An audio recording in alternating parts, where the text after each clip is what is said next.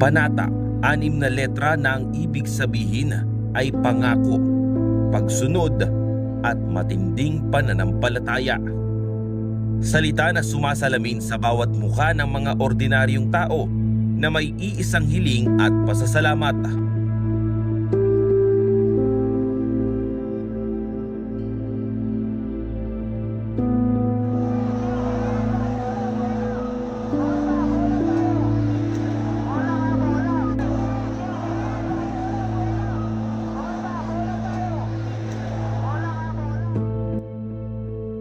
Pagsapit ng pangalawang linggo ng Enero, tila halos kalahati ng populasyon sa Metro Manila ang pumupuno sa paligid ng Minor Basilica and National Shrine of Jesus Nazareno, o mas kilala bilang Quiapo Church. Dito nakalagak ang pinaniniwalaang nagbibigay kagalingan sa mga deboto, ang imahen ng Poong Jesus Nazareno. Tradisyon na ang malakiyang traslasyon o paghahatid sa imahen papuntang Quiapo Church mula sa Quirino Grandstand.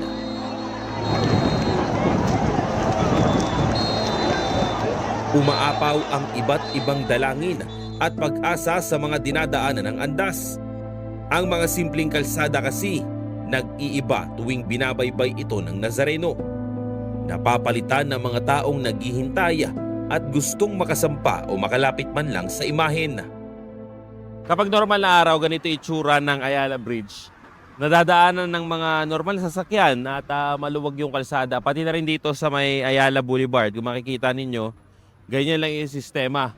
Pero kapag sapit ng pista ng Poong Nazareno, itong kahabaan ng Ayala Boulevard, papasok dito sa Ayala Bridge, napupuno yan ng tao at tila nagiging alon ng mga deboto ang kahabaan na ito. Kapag dumaan dito ang Nazareno, kanya-kanyang lapit ang mga deboto.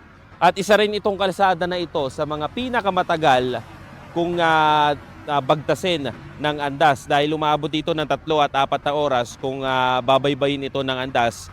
Simula yan doon sa dulo sa may Taft Avenue.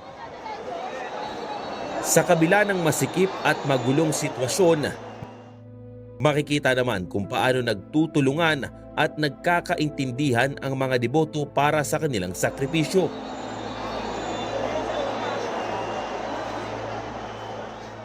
Para rin sa kanila, kulang pa ang paltos sa paa, sugat sa katawan at pagod dahil hindi umano simple ang binibigay sa kanila ng Nazareno. Kabilang sa mga matatagal ng deboto ng Nazareno, si Tony at si Alberto. Miyembro sila ng Ios del Nazareno Ampon at malalim na rin ang ugat ng panata nila sa puon. Sa akin po sa Balangay, dahil yun po yung Balangay, hindi lang po composed ng isang lugar yan eh. So, bali meron po kami sa party ng South, like Carmona, Cavite. So, yung po mga member ko, binigyan ko po sila ng mga assignment or tasking during pahalik po. Dineploy ko po sila doon sa kabaan ng Ross Boulevard para mag-maintain ng pila ng mga kababa ng mga matatanda, PWD, o tapos yung isa individual naman po. Sa pahalik po yun. Yun po ang nagiging tasking ng Balangay ko during kapestahan po sa Quirino Grandstand.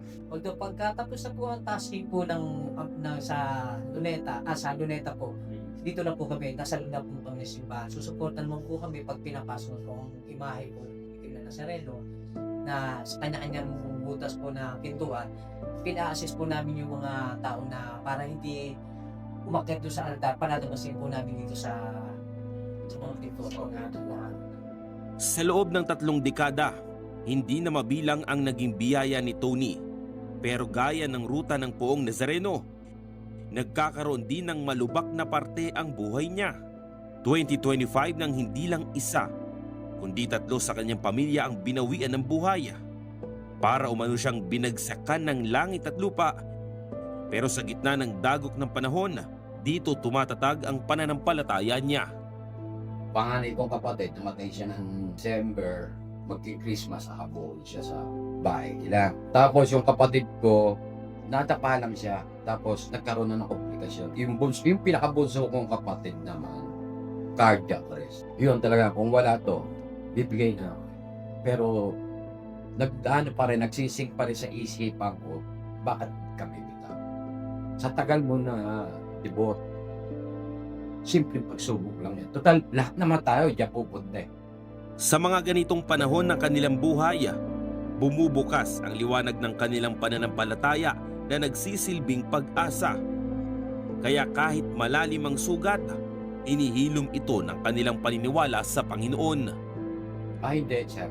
Ni single word, wala akong sinisi sa kanya.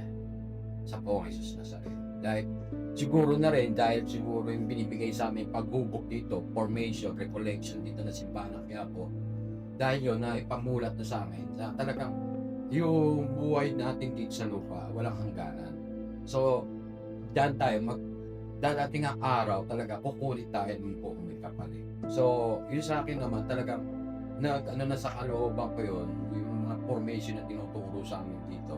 Bali, parang nakaprepare na. Tulad ni Tony, kwento rin ng pag-asa ang pinangahawak ni Albert. Malaki ang pasasalamat niya sa Poong Nazareno dahil sa pangalawang buhay ng kanyang anak. Na tinawagan kami ng hipag ko na yung anak daw namin na aksidente. Sabi ko, anong klase aksidente? Expect na aksidente lang pala. Nasira na yung isang mukha niya na nabulag na po. Yung nga po na napadala ko sa simbahan dito na humiling ako sa kanya na i-guess niyo po kami na although sinitiskan siya kasi naapekto na ngayon sa mga mata niya na itong araw hindi na kaya. Sabi ko, kung ano man po yung kalooban niyo, tatanggapin ko na niyo, pero bigyan niyo ako ng isang mensahe kung paano sumunod sa inyong kalooban. Lang, dito, hanggang tumatay kami, yung mga pagsubok, pero nakakayanan dahil sa akin. 16 na taon na siya ngayong nagsisilbi sa Panginoon at nagbibigay sakripisyo tuwing traslasyon. Pakiramdam po siguro katulad din namin yung mga tao na gustong mahawakan ng at ang dapit ng laylayan ng Panginoon na mayroon din silang katulad na nararamdaman na hinihiling. Taon na rin umano ang nakalipas nang huling sumampa ang dalawa sa andas. Dala na rin daw kasi ng edad. Sa kabila niyan, walang nagbabago sa kung ano ang nasa puso nila. Sila ngayon ang naguhubog sa mga kabataan na bago pa lang sa pag-iihiyos. Ang grupo rin nila ang gabay ng mga deboto sa Quirino Grandstand sa tuwing may pahalik bago ang traslasyon. Pero alam nyo ba na hindi lang lalaki ang pwedeng maging miyembro ng Iyos del Nazareno? Bukod sa mga Iyos, may mga tinatawag ding kababahihan dito sa simbahan kung saan itong area na to, yung binabantayan nila, ito yung mga kalyeros. Ito yung mga replika ng Poong Jesus Nazareno at ito rin yung ilang mga pinipilahan dito sa loob ng simbahan. Pero bukod dyan, yung binabantayan din nila ay itong vikaryo. Ito yung pinaka nilalabas na imahen ng Poong Jesus Nazareno tuwing traslasyon. Nakilala ko rin si Rosana na halos isang dekada na ring naglilingkod. Kaya po ako nandito, kaya patuloy pa rin po kasi naniniwala po ako sa kanyang paggabay, proteksyon at pagmamahal po sa aking pamilya. At syempre po, ilang beses ko na pong napatunayan ang kanyang mga kabutihan na ginawa. Nung 30 years old po ako, ang mother ko po ay nagkasakit, labas-pasok sa ospital dahil siya po ay diabetic. Sabi po nila, magnobena daw po ako sa mahal na Poong Jesus Nazareno. Yun naman po ang ginawa ko. So, awa naman po ng Diyos, hanggang ngayon, 86 years old na siya, diabetic pa rin, pero buhay na buhay at malakas. Siya ang naghahawak sa mga kababaihan na gustong maging miyembro ng Iyos. Kada araw, maraming application umano ang dumadaan sa kanya. Pero marami umanong proseso ang kailangan gawin para maging kaisa nito. Sakripisyo rin daw ang mga ganitong tungkulin at dapat lumalalim ang pakikipag-ugnayan sa Panginoon. Hindi daw kasi biro ang oras na dapat gugulin sa simbahan, lalo na kung araw ng simba sa Quiapo. Sila kasi ang nangunguna sa pagbabantay sa mga kalyeros o yung mga opisyal na replika ng Poong Jesus Nazareno. Ngayong taon, naging malaking hamon para sa kanilang mga lingkod ang paglalakbay ng Poong Jesus Nazareno patungo sa kanyang tahanan. Ikukumpara po talagang mga wild na yung mga kabataan ngayon eh. So anong nangyayari, hindi na po yung devotion na nangyayari. Parang ang lumalabas, palakasan at payabangan. Maagang lumarga ang andas. Wala pang alas 4 ay nagsimula na itong maglakbay sa alon ng mga deboto. Gaya ng inaasahan, usad pagong ang naging andar ng Nazareno. Sumalubong kasi ang mga tao. Higit 4 na oras ang nakalipas, sumilip na sa bukana ng Ayala Boulevard ang Poong Jesus Nazareno. Dito ay mas lalong naramdaman ang pagkauaw ng mga deboto sa pagsampa sa andas ng imahen. Umabot pa sa punto na umaatras at umaabante ang andas dahil sa kaliwat kanan na pagpupumilita na makalapit at makahawak dito.